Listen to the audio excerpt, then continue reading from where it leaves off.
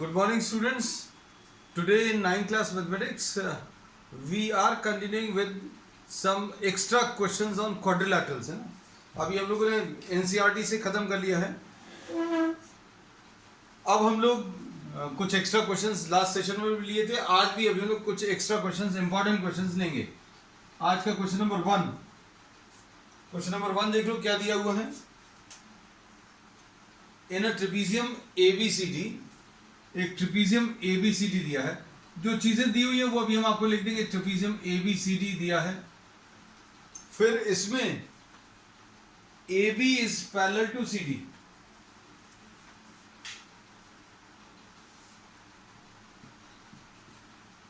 AB is parallel to CD. AB parallel to CD. जो चीजें दी हुई है वो डेटा अभी हम लोग लिखते जा रहे हैं. फिर उसके बाद AD is equal to BC. AD is equal to BC. This is given. All of these are given. फिर इसके बाद आपको angle D is equal to 70 degrees. Angle D is equal to 70. This is also given. अब आपको क्या करना है? You have to find out angle C. Angle C क्या है वो निकालना है. तो अब समझो बच्चों इसको, क्वेश्चन को. इस क्वेश्चन में अभी हम लोग क्या दिया हुआ है. You are given that ABCD is a trapezium. ABCD एक ट्रेपेजियम है और इसमें आपको क्या चीज दी हुई है. AB is parallel to CD ये दिया है. AB is parallel to CD and you have to find out angle C. अब इसमें क्या कर सकते हैं देखो.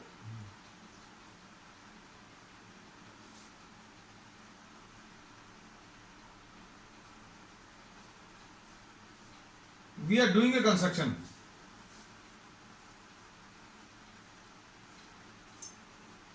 ये कंस्ट्रक्शन अभी हम लोग ले रहे हैं. इस कंस्ट्रक्शन में आप B को एक्सटेंड कर दो D तक. B को अभी हम लोग ने एक्सटेंड कर दिया एंड एक्सटेंड AB. AB को आपने एक्सटेंड कर दिया. AB को एक्सटेंड कर दिया and draw CD parallel to AD. तो CD पैरेलल टू AD अभी हम लोगों ने ड्रॉ कर लिया.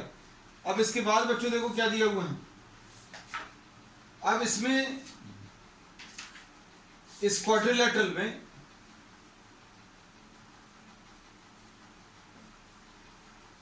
आपको एंगल C का कैलकुलेशन करना है. एंगल C अगर आपको कैलकुलेट करना है तो देखो इसमें ये एंगल 70 डिग्रीज है.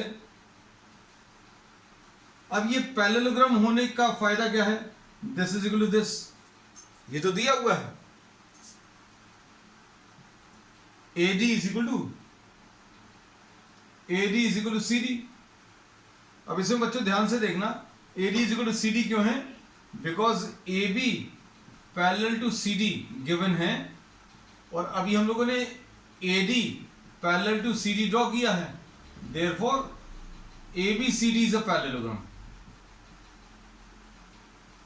ये AB पैरेलल टू CD दिया हुआ था और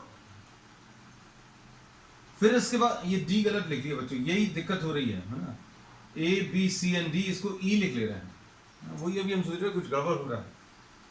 AB is parallel to CD ये सही लिखा है and AD is equal to AB parallel to CD है. फिर इसके बाद AD is equal to CE है. AD parallel to CE. ये भी अभी हम इसको ठीक कर दें. Extend AB to and draw CE parallel to AD. हाँ ठीक है. CE parallel to AD draw कर दिया. अब इसमें क्या बोलेंगे. AB पैरेलल टू CD दिया है और AD पैरेलल टू CE है. अब हम लोग क्या बोलेंगे इसमें. ADCE is a parallelogram. ADCE is a parallelogram. और अगर ये पैरेललोग्राम है तो बच्चों क्या मिलेगा. AD will be equal to CE.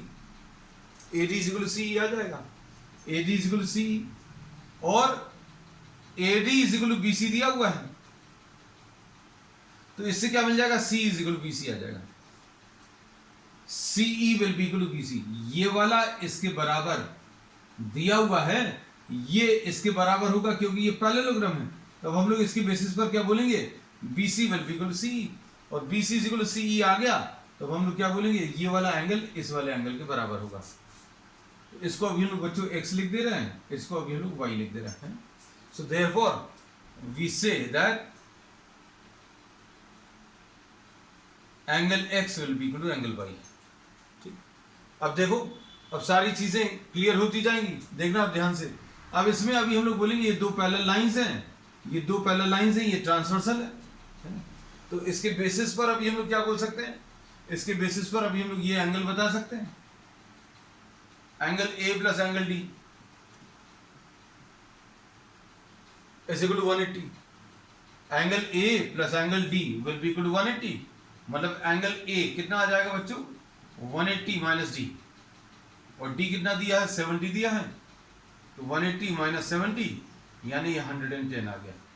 अब ये 110 है, तो बच्चों ये दो पैरेलल लाइंस और ये ट्रांसवर्सल, ये दो पैरेलल लाइंस है, ये ट्रांसवर्सल, तो अब हम लोग क्या बोलेंगे बच्चों, AD is parallel to CE। अब AD बच्चों देखना ध्यान से, AD पैरेलल टू CE है और AE ट्रांसवर्सल है। इसके बेसिस पर क्या बोलेंगे, this plus this, 110 plus y will be equal to 180, तो y will be equal to what, 70 degrees. ये चीज आप चाहें तो डायरेक्टली भी लिख सकते हैं, opposite angles of a parallelogram equal है, मतलब ये 70 है तो y भी कितना 70 होगा, डायरेक्टली भी लिख सकते हैं, this angle will be equal to what, 70 degrees. अब इसके बाद बच्चों x is equal to y है, y की वैल्यू तो निकाल ली थी अभी हम लोगों ने, ये y की वैल्यू निकाली थी, इसलिए x की value equal to y will be equal to 70, मतलब ये 70 आ गया। अब ये 70 आ गया, इसको z लिख लो, तो क्या बता सकते हैं बच्चों, देखो x plus z is equal to 180, इसका रीजन क्या है, linear pair, x plus z कितना है, 180, तो अब हम लोग इसमें क्या बोल सकते हैं, x plus z is equal to 180। अब इसमें x की वैल्यू कितनी है, 70 है, तो 70 plus z will be equal to 180, तो z की वैल्यू 110 आ जाएगी, z की वैल्यू बच्चों ये 110 आ गई। अब ये 110 आ गया, अब एक तरीका तो ये है, चारों एंगल्स का एडिशन 360 ले लो, चारों एंगल्स का एडिशन 360 ले लो, तो एंगल C मिल जाएगा। या फिर अभी हम लोग क्या कर सकते हैं, ध्यान से सुनना, अभी हम लोग इन दो पैरेलल लाइंस को ले लो, कौन सा, AB पैरेलल टू CD, अब सिर्फ एक ही लाइन बचती है, AB is parallel to CD and BC is the transversal, तो क्या बोलेंगे, angle Z plus angle C will be equal to 180, और Z की वैल्यू 110 है, तो C की वैल्यू कितनी आ जाएगी, 70 आ जाएगा। So this is the answer. अब इसमें देखना ध्यान से,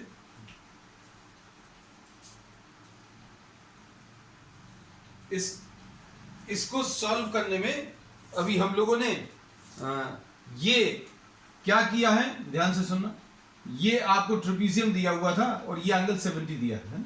हम आपको शॉर्ट में, जैसा हम हमेशा करते हैं, एक रिवीजन करा देंगे कैसे किया है।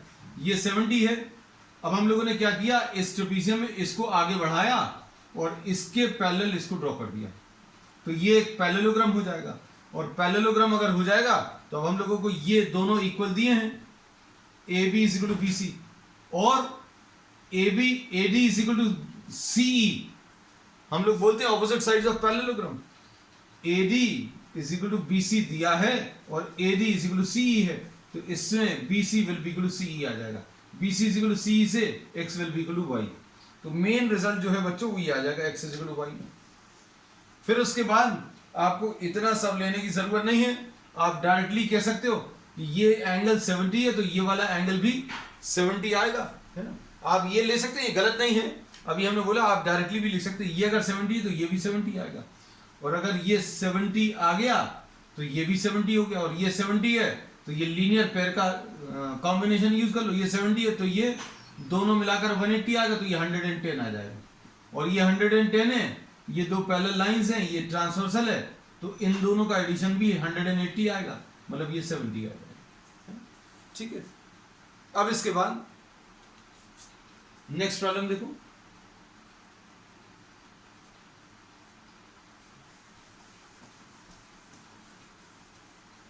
क्वेश्चन नंबर 2,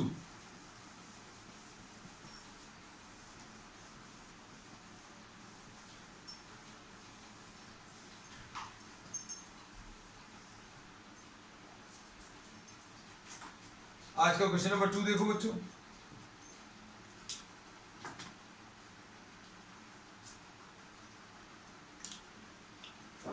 क्वेश्चन नंबर 2 में क्या दिया हुआ है, ABCD एक रोम्बस है, ABCD इज अ रोम्बस। जो चीजें दी हुई हैं वो अभी हम लिखते जा रहे हैं, ABCD इज अ रोम्बस। ठीक, इसके बाद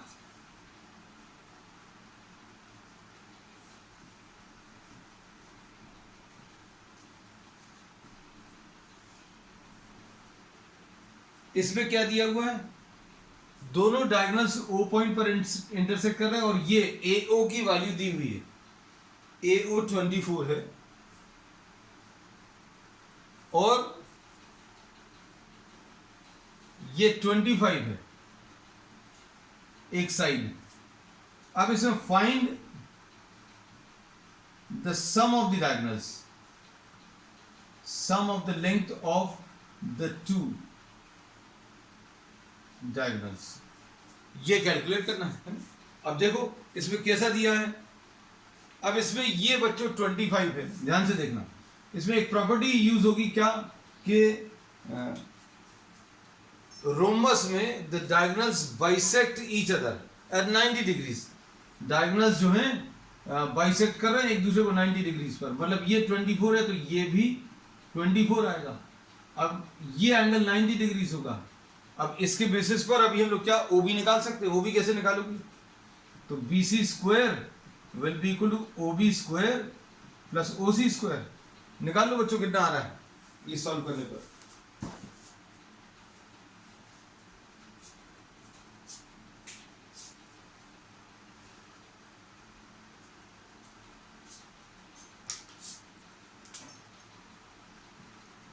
$25 स्क्वायर, अब पेन मिल गया बच्चों, पेन अभी तक अच्छा नहीं था,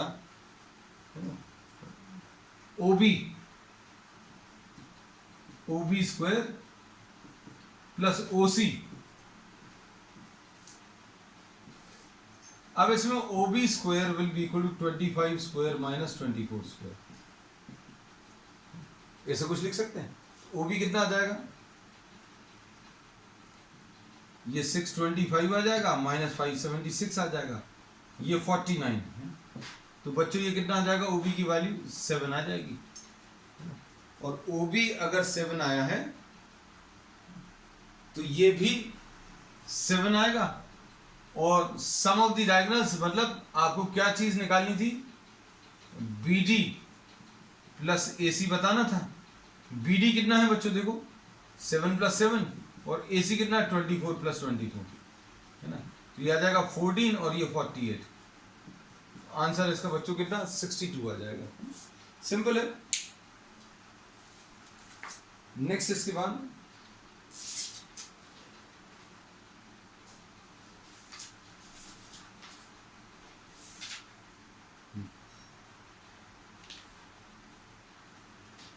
ठीक है बच्चों, परफेक्टली ओके। नेक्स्ट क्वेश्चन देखो, क्वेश्चन नंबर 3। क्वेश्चन नंबर 3 में क्या दिया, ABCD इज अ पैरेललोग्राम।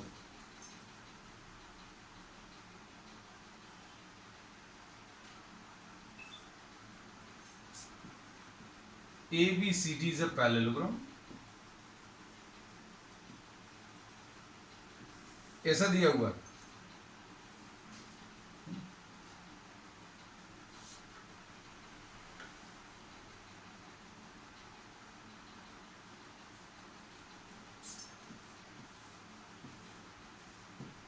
ऐसा कुछ है।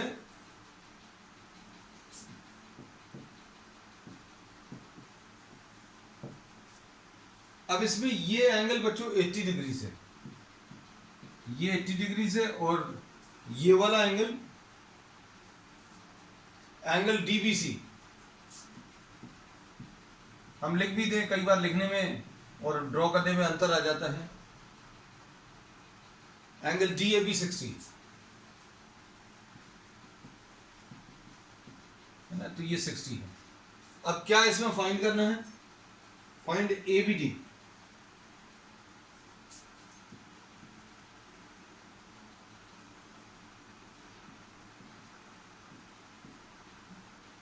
एंगल ABD ये वाला बताना। तो अब इसको सिंप्लीफाई करने के लिए बच्चों क्या कर सकते हैं? देखो ये देखो, ये आपको कैलकुलेट करना है। ये एंगल और ये एंगल इक्वल होंगे। AD is parallel to BC, AD parallel to BC है, and DB is the transversal.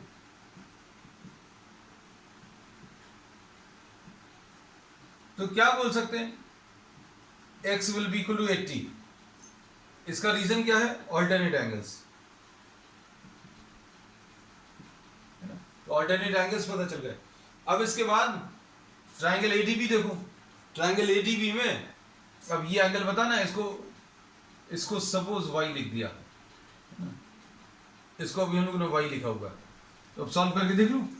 Some of all the three angles. बच्चों बताओ जल्दी कितना आ रहा है?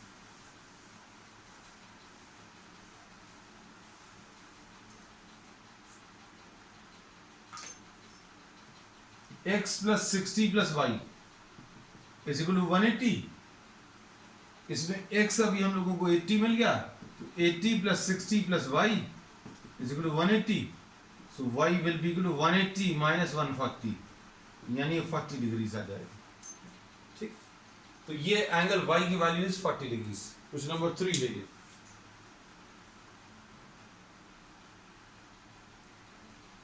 ठीक, अब नेक्स्ट क्वेश्चन देखो, क्वेश्चन नंबर 4 आज का।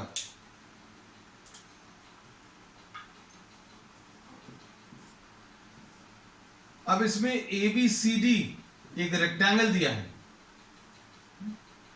क्वेश्चन बच्चों अभी हम आपको बताते जा रहे हैं, जो मेन डेटा दिया हुआ है। ABCD is a rectangle. A diagonal of a rectangle is inclined to one of the sides at 25 degrees. Oh.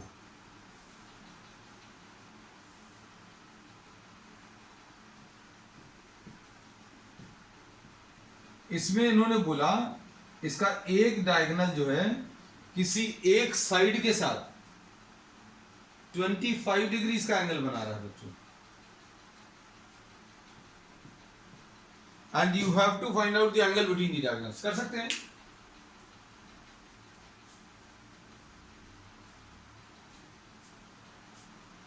कैसे होगा?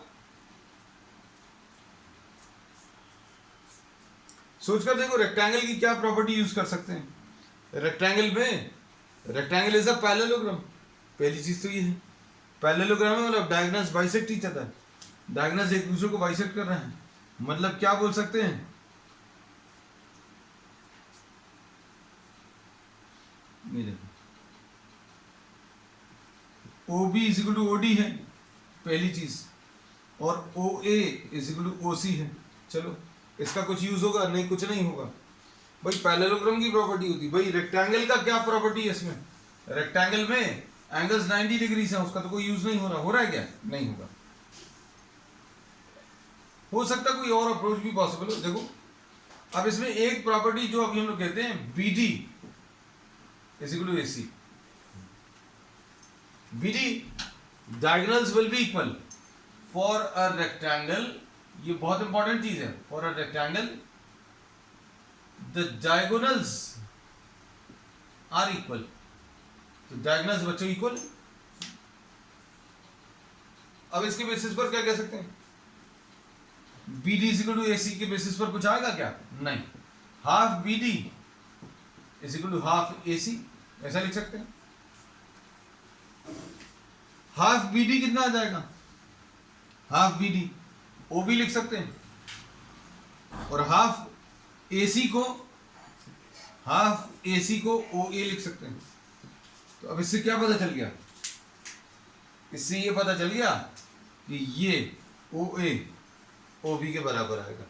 तो ये बच्चों हमेशा हर रेक्टेंगल में होता ही है कि ये जो पार्ट्स हैं ये इसके बराबर आएगा, है ना, और ये वाला इसके इक्वल आ गया, है ना। अब ये दोनों अगर इक्वल हैं तो क्या होगा, सपोज आप इसको x ले लो, तो क्या बोलेंगे, OA is equal to OB है, therefore x will be equal to 25। इसका रीजन क्या रहेगा, angles opposite to equal sides are equal. ठीक, अब इसके बाद और बताओ, इसमें अगली चीज और क्या कह सकते हैं, देखना ध्यान से। हमें एंगल बिटवीन द डायगोनल्स चाहिए, तो एंगल बिटवीन द डायगोनल्स एक तो ये भी हो सकता है और ये वाला भी हो सकता है, कुछ स्पेसिफिक तो नहीं पूछा। Acute angle between the diagonals है ना। आप देखो, आप इसको y ले लो तो क्या बोलेंगे, 25 plus y plus x is equal to 180। 25 plus y plus x is equal to 180। अब ये कितना है, 25 प्लस y प्लस x की वैल्यू 25 है, तो y की वैल्यू कितनी आ जाएगी, 180 माइनस 50 यानी 130 आ गया। y की वैल्यू 130 आ गई, y की वैल्यू 130, इसको आप z ले लो, है ना। तो y प्लस z कितना होगा बच्चों, y प्लस z 180, तो z की वैल्यू 180 माइनस y। इसमें कई सारे अप्रोच पॉसिबल होते हैं बच्चों, है ना। इसमें कहीं पर हो सकता है हम कुछ लेंथी मेथड अडॉप्ट कर लें, है ना। उस समय पर हो सकता है क्लिक नहीं करे, आपको क्लिक नहीं करे, हमें क्लिक नहीं करे। अभी हमें करते करते एकदम ध्यान आया, भाई हमने इसको y तो मार्क कर लिया था, फिर बाद में क्वेश्चन देखा कि ये अक्यूट एंगल पूछा है, मतलब सिर्फ z पूछा है ना। तो अभी आप इसमें ये भी कर सकते थे, क्या ये 25 है, ये वाला भी 25 है, और ये बच्चों एक्सटीरियर एंगल है। Z is what, the exterior angle of this triangle। देख रहा है जो अभी हमने दिखाया, क्या चीज दिखाई है, this is the exterior angle. अब अगर ये एक्सटीरियर एंगल है, this will be equal to sum of opposite interior angles 50। इसमें क्या चीज बच गई, आपको ये जो sum of all the 3 angles लेना वो बच गया, फिर उसके बाद इन दोनों को ऐड करके 180 लेकर फिर z निकाला था, है ना। तो अभी आपको कुछ नंबर ऑफ स्टेप्स बच जाएंगी अगर आप ये एक्सटीरियर एंगल वाला कॉन्सेप्ट यूज करें, है ना। चलो next question,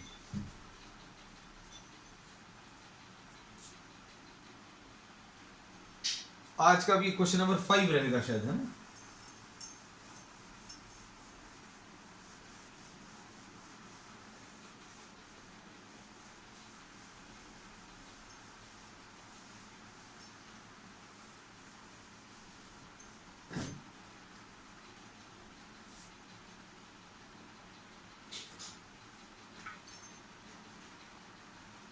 question number 5,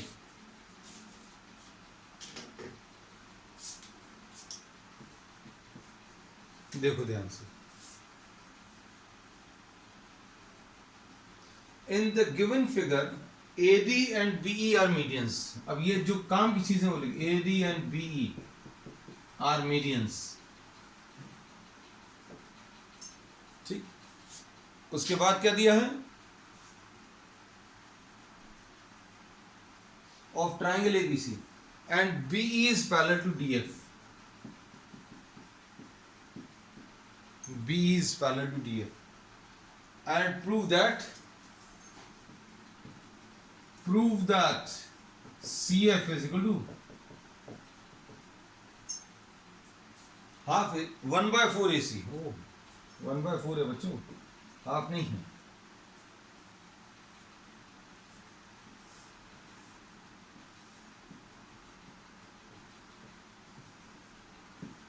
AD एक मीडियन ये है ना? तो इससे क्या मिलेगा, B D will be equal to D C, और D is midpoint of B C. फिर उसके बाद क्या दिया, बीई मीडियन है,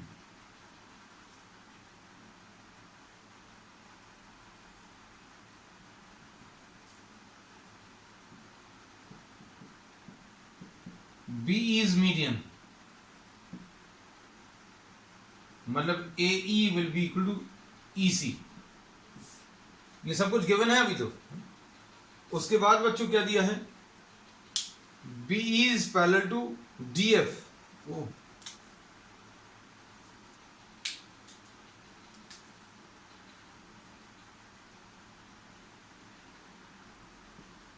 देखो B parallel to D F दिख रहा है।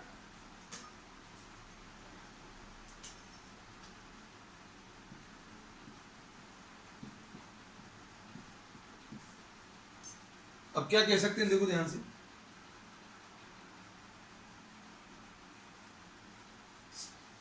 इसमें क्या बोल सकते हैं बताओ, क्या यूज होगा इसमें, आपको सी एफ निकालना है ना। तो सबसे पहले तो ये वाला ट्रायंगल ले लो, सी एफ निकालने के लिए ये वाला ट्रायंगल ले सकते हैं। कौन सा वाला बच्चों, देखो बना ले अलग से, हम अलग से इसलिए बना देते हैं क्योंकि आपको वहां पर बहुत सारी चीजें दिखती हैं। कौन सा वाला है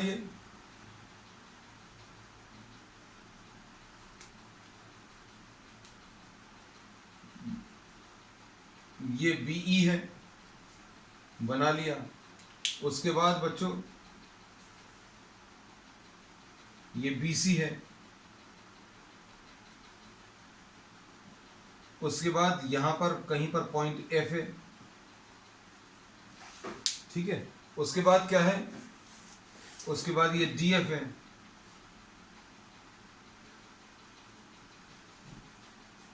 ये अलग से बना लिया है ना। अब देखो बच्चों, इसमें क्या चीज मालूम है, ये जो अभी हम लोगों ने डायग्राम ड्रॉ किया है, इसमें अभी हम लोगों को क्लियरली मालूम है क्या, D is the midpoint of BC. D is midpoint of BC. और क्या चीज, ये देखो, ये भी लिख लो, DF is parallel to BE. DF parallel to BE. अगर आपने मिड पॉइंट से किसी साइड के पैरेलल कोई लाइन ड्रॉ करी तो वो इसको बाइसेक्ट करेगी। Therefore converse of midpoint theorem, therefore F is the midpoint of C, है ना। तो अब इसके बेसिस पर क्या बोलेंगे बच्चों, देखो C F will be equal to half of C.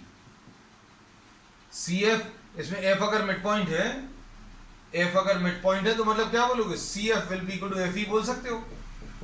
C F और एफ ई बराबर है, मतलब C F will be half of C E. अब सुनना ध्यान से, इसको देखो, ई जो है इस पूरे का मिड पॉइंट है। ई किसका मिड पॉइंट है, अलग से बना दें अभी हम, ये ए है, ये बी है, ये सी है। ये ई जो है, ई किसका मिड पॉइंट है, but E is midpoint of A C. तो क्या बोलेंगे बच्चों, सी ई क्या आ जाएगा, हाफ ऑफ ए सी। सी ई जो है हाफ ऑफ ए सी लिख सकते हैं। अगर ई इसका मिड पॉइंट है तो सी ई will be half of A सी। अब सी ई की ये वाली वैल्यू इसमें रख दो, तो C F will be half of A सी।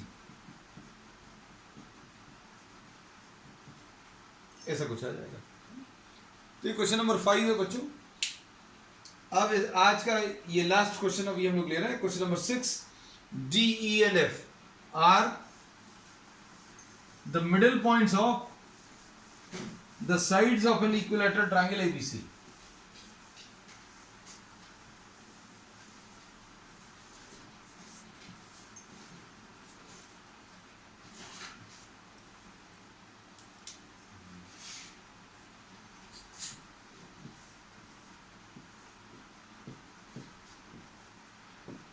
मतलब इसमें दिया है A B is equal to B C is equal to A सी,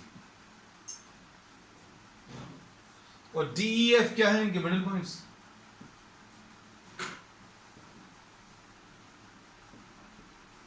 क्या कह सकते हैं, एक एक साइड ले लो। कौन सा एक एक साइड ले लो? D is the middle point,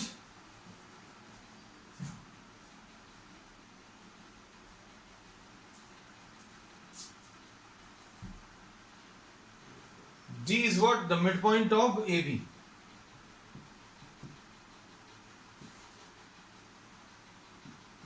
Point of AB. और E क्या है? Midpoint of BC. तो क्या कह सकते हैं? DE will be half of AC. ऐसा लिख सकते हैं।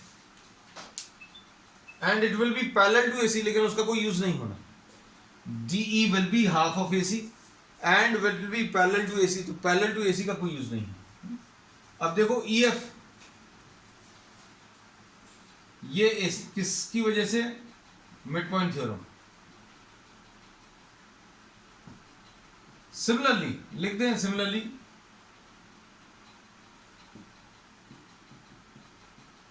EF will B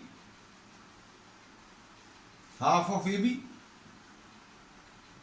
and DF बच्चों कैसा रहेगा? Half of BC। ये इसका मिडिल पॉइंट D है, इसका मिडिल पॉइंट F है, तो DF will be half of BC। अब क्या बोल सकते हैं, देखो ध्यान से, इससे AC की वैल्यू क्या आ गई? 2DE।